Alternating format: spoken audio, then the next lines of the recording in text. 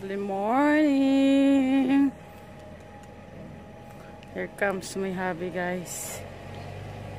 Mag-washing tayo mga kabaka ng tractor.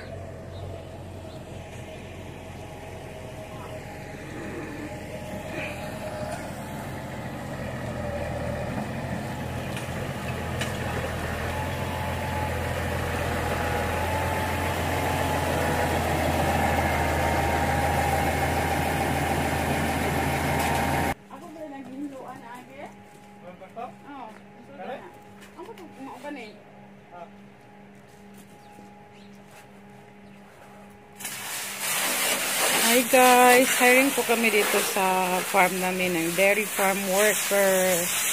Dahil yung kasamahan namin sa kabilang farm na pagmamayari ng boss namin, pupunta siya ng US. So, may vacant po dito guys. Apply kayo. Message kayo sa akin. So, isa ito sa mga work na ginagawa ng dairy farm worker. Magwawash ng tractor kapag walang milking at walang ibang ginagawa. So, washing muna, and then pag tapos na, so pwede nang maghanap-hanap ng ibang mga work or kahit ano na lang na pwedeng gawin sa farm. Easy lang guys, diba? Kayang-kaya to kabaka kung mag-washing lang ng tractor at ibang equipment sa farm.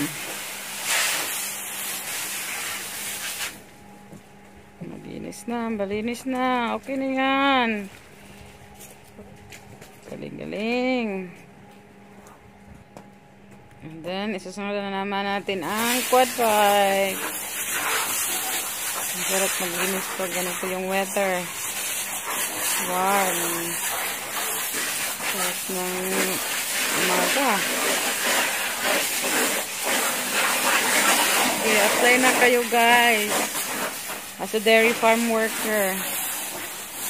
By the way guys, itong vacancy na to, ang mag-apply ay yung andito lang sa New Zealand kasi close yung border natin ngayon. So, bawal pang mag-apply dito or pupunta dito yung mga nasa ibang bansa katulad ng Philippines. Sayang na talaga guys. Kung open lang sana, may matutulungan tayo or sabi ko nga sa boss ko, kung pwede yung kapatid ko na lang sana, kung open pa yung border, pero close pa talaga. So, andito sa New Zealand, apply na kayo mga kababayan. After washing, ito, kausin time. Kausin na naman. The beauty of winter na pala, but it's autumn. Leaves turning yellow. Very nice.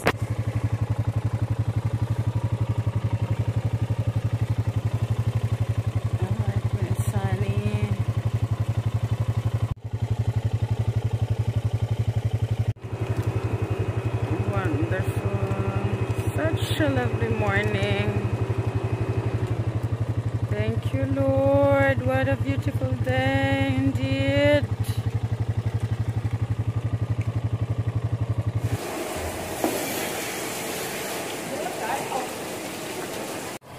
It's time to feed palm kernel to our cows. Tutulong tayo kay Habi ngayon.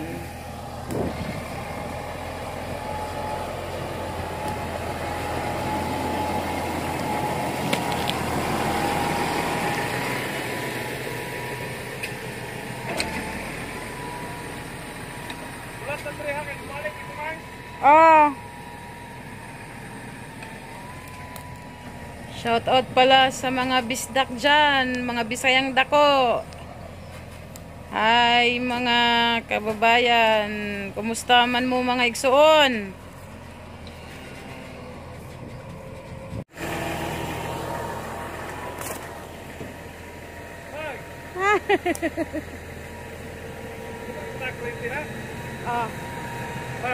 Ayo sila isirado dah ha, okay na kayo sa kuwan na nila.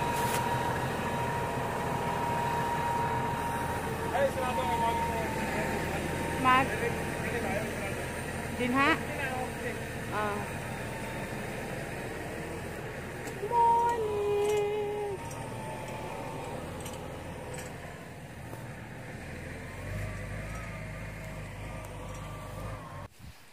Apply na mo guys para silingan na dayon ta dinhi sa Southland.